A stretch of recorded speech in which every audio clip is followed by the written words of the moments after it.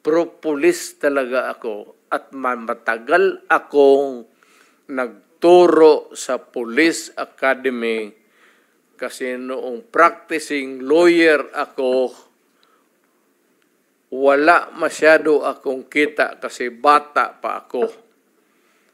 At maaga akong nag-asawa, magkaroon ako ng anak, kulang panggatas, kaya ako nagturo sa academy, kaya yan sila dumaan lahat sa akin. Lahat yan sila nakatikim ng lecture sa akin, sir. Wala akong sinabi sa kanila na pumatay ka ng tao, barilin mo, nakatalikod, ano yung sa law school ko, sir, yun ang tinuturo ko sa kanila. Yung criminal law ko dito sa law school ko, yun ang dinala ko sa kanila. At mas maganda kasi natitempla ko, I could use the common yung lingwahe nila. Kaya malapit yan sila sa akin. Pero alam nila pag nagkasala sila, alam nila yan. Pagka sinabi ko nga sa kanila, ito, pardon, allow me to use the word. Sinabi ko talaga sa kanila, mga polis kayo, huwag kayong pumasok dyan sa droga, huwag kayong pumasok sa kidnapping, kasi ako mismo, ako ang papatay sa inyo. Ako ang magparil sa inyo. Totoo yan, sir. Ano yan? Buhay man sila lahat. Sabi ko, huwag kayong pumasok dyan, let's say kayo. Ko talaga kayo. Kaya yung pulis na nagkasala, sir, mga ganon, either pagka nagkasala, wala na. Mawala. Mawawala po? Oo, yan. Tanungin mo yan sila. Kasi sabi ko, papatayin kita, patayin kita. At kung tanungin mo ako, sir, na may pinatay ako, hindi man ako ang iniimbestiga ngayon, so hindi ako magsabi ng totoo. Mag-line na lang ako. Ako na lang po magtatanong, meron na ba ho kayong pinatay, Ginoong Pangulo? Sir, may may moment, lalo na sa yung outrage. Yung hindi ko matanggap yung minsan yung pamilya na ubusin mo, patayin mo, tapos mukhang sa akin yan, sir, talagang nawiwirla ako. Masyadong ang fuse ko dyan, mainit talaga ako. Alam nila yan. Kaya behave. Sir, ito tanongin mo, prangka-prangka. Nandito, or citizens of this country, anong pinaka-safe na city for the longest time hanggang ngayon? Tanungin ko kayo. Noong panahon po ng tatay ko, San Juan po. Kasi, sir, binaback-upan ako ng tatay mo. O, totoo. Huwag na lang tayo ilabas na lang natin. Ang sabi ng tatay mo sa akin, sir, you do what you have to do to make your city safe. Kasi ang Davao nababalitaan na maganda. Kaya ang Davao nag-flourish.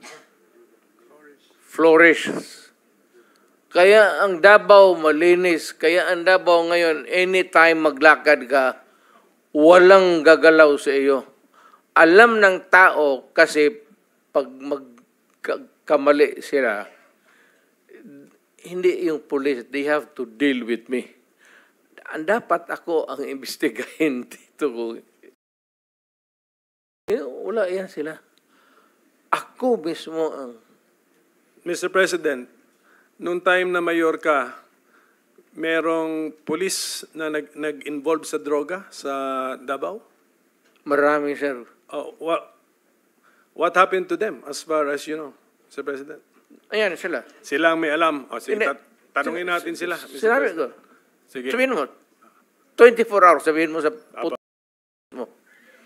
Pag nakita ko yan, patayin ko. Sige ba, I will now take the time of Senator Estrada. So, sino yung... wag lang, sir. Huwag ka na lang lumayo. Yan yung katabi mo. Mamaya, sir. Mamaya. Unahin ko muna itong bisita natin because we will always be with him. So, we have lots of opportunities to ask Senator Bato. Sige. He is the best performer, sir, kaya na senador. Mr. President, can I ask ito muna sila, no? General Gamboa, Your Honor. hindi ka man nag-chief ng Davao, but tama na dumaan ka rin sa Davao sa career mo? At anong highest ang position mo po dun sa Davao?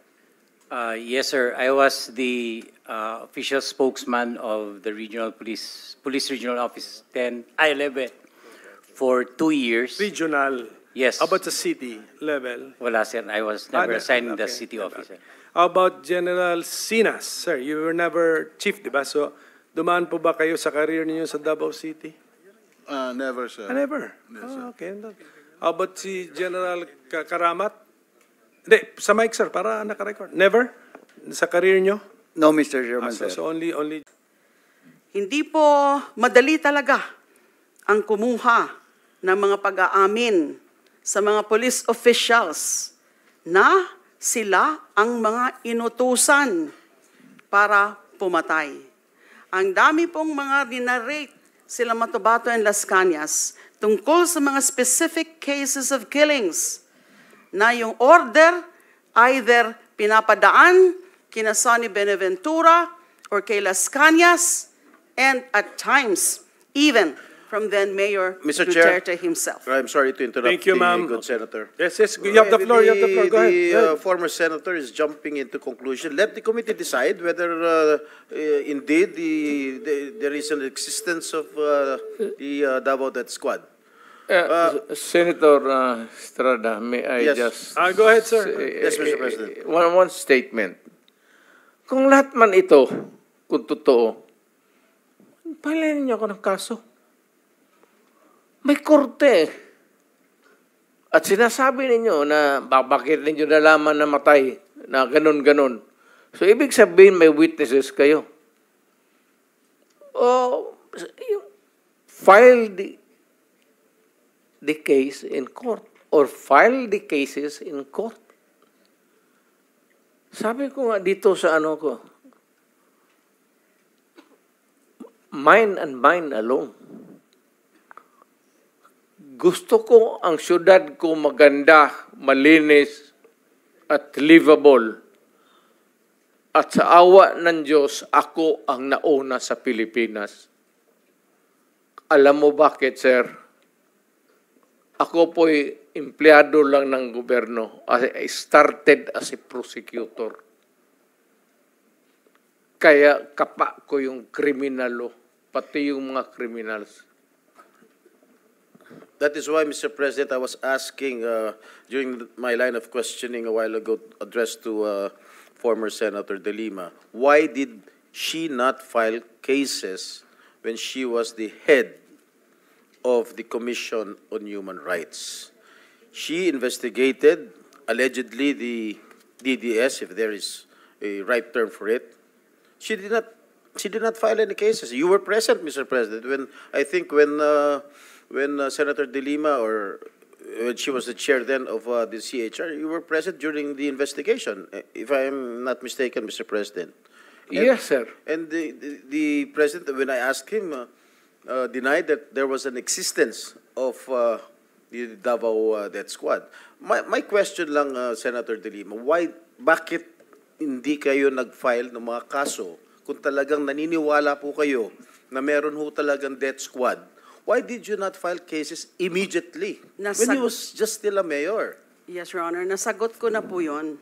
Hindi mo nga Dahil sinasagot yung mga pwede talagang mga maging witnesses ay hindi pa willing, takot pa na mag-testify against the former mayor. All right, when you were Secretary of Justice, you had all the power. You were a very, very powerful cabinet member under the Aquino administration. Why did you not pursue it? Because at that time, wala na nga hong nagiging resulta ng mga nagiging investigation din. Because again, Madam mahirap kunin.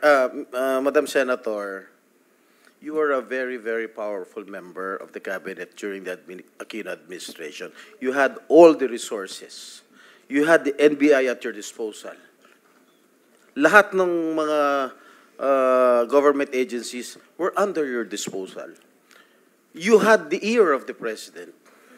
Bakit hindi kayo nag-file ng kaso laban kay Mayor Duterte?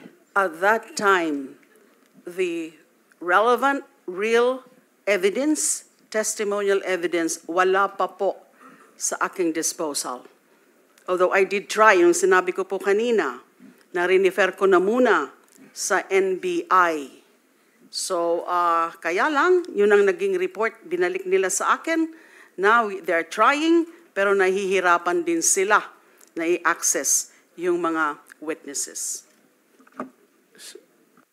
Mr. President, Kayo, yung sinasabi po kanina ni former President Duterte na Davao is the safest city, I think that is belied by statistics. I don't have the exact statistics now, but I read certain data. It's not the safest city. It has the So what is among the safest city highest, as far as you know? I would not know. It was among, it registered as among those with highest data on killings or murders. So how can it be a safe city? Mr. President, Mr. Chairman, with the permission of Senator Jinggoy? I think the former president wants to answer the accusations. The statements Mr. of President, former yes, you're senator. recognized. Maraming namatay, sir. Marami talaga. Thousands, I would say, from yung naging mayor ako. Marami. Ito yan sila. Dito yan sila lahat.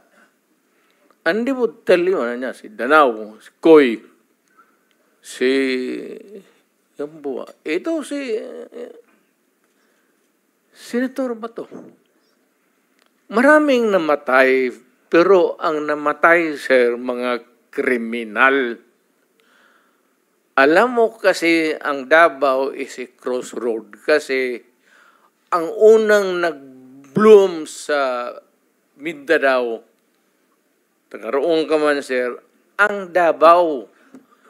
Kaya saan yung progressive at saan yung pera negosyo, nandoon rin yung mga kriminal kasi ang negosyante pati ang kriminal magkasama yan. Kung saan yung pera, mga negosyante, nandoon yung mga kriminal. Kaya ganon. Kapag kabubo ka na mayor at hindi mo takot kang makulong, ako, di makulong, di makulong. I can make the confession now, if you want. Mr. Chair. Talagang niyayari ko. Pero wag mo naman, mga pulis kawawa naman. Meron akong death squad. Pero hindi yung mga pulis. Sila rin yung mga gangster.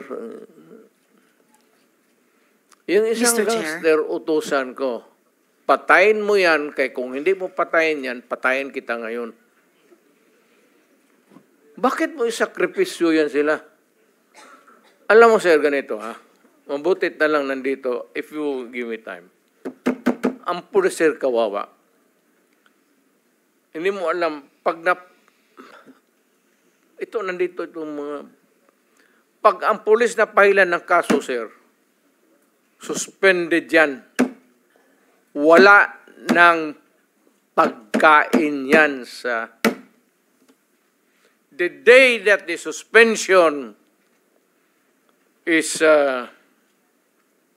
issued, that day, ang pulis wala ng pagkain, ang mga pamilya nila wala ng pera, ang mga bata wala ng pamasahe, hinto lahat. Paralyze ang pamilya ng pulis. Hindi ninyo alam yan. Kaya may kaibigan kayo ng pulis, tanungin ninyo. Yan ang buhay ng pulis. Kaya protektado ko yan sila. Pagka in the fulfillment of duty, sabi ko sa kanila, magpakamatay ako sa inyo. Pero pag nag-abuso kayo, nagpatay kayo ng tao, nag-hold up kayo, nag-kidnap kayo, na ako mismo ang papatay sa inyo. Mr. Huwag President, kayong Mr. magpahuli. President, okay, ako muna may tanong. Kasi medyo nalito rin po ako. So, ibig niyo sabihin, gusto niyo proteksyonan yung police, ayaw niyo silang gamitin sa maipit sila kasi kung masuspend sila, kawawa pamilya niya. Tapos nabanggit niyo, may sarili kayo ngayong tinayo na hit squad. Is that what you're trying to tell us? Para hindi po kami nalilito po. I mean, can we be very clear? Hindi naman death Salitang squad. ano po ito? Salitang diretso. Opo. Hindi naman death squad. Basta alam ng tao sa Davao na nandyan ako at magkamali ka and you commit a heinous crime at walang mapuntahan yung agrabyado, ako yan. And then how do you remedy the situation, Mr. President? Or how did you remedy those situations na nalapitan ka? When I am called for another investigation, sir, sabihin ko, hindi ko man ito drama. Tanungin niyo ako ulit, tapos, well, my experience, 73 years old na ako, sir. So, in a few years, 2-3 years, may sakit na rin ako. Gusto ko iwanan yung lahat para malaman. Thank you, Mr. President. Just one last statement. Last, Your Honor, I cannot help myself. No, excuse me. Senator Estrada has the floor. Merong intervention gusto rito. If you will permit it. Sige, okay. Okay, Senator Bato, go ahead. Yeah, I just would like to put on record na the statement of our resource person, Attorney Laila de Lima, na Davao, dinidisclaim niya palagi na Davao is not the safest place in the Philippines. So what does that make of all these awards that was received by Davao City? Not only the LG of Davao City, the Davao City Police Office, ay palaging Best City Police Office of the Year. Halos forever na eh. Kaya there came a point na yung Davao City Police Office ay hindi na sinasali sa best competition as far as unit performance is concerned dahil yung ibang mga syudad hindi na makakatanggap ng award dahil Davao City palagi na nanalo based on record yan sa Camp Crame. Ngayon, it is, ako mismo, I'm from Davao. I can tell you, Davao City is the safest place anywhere I go in the Philippines. The safest place for law-abiding citizens and the most dangerous place for the criminals.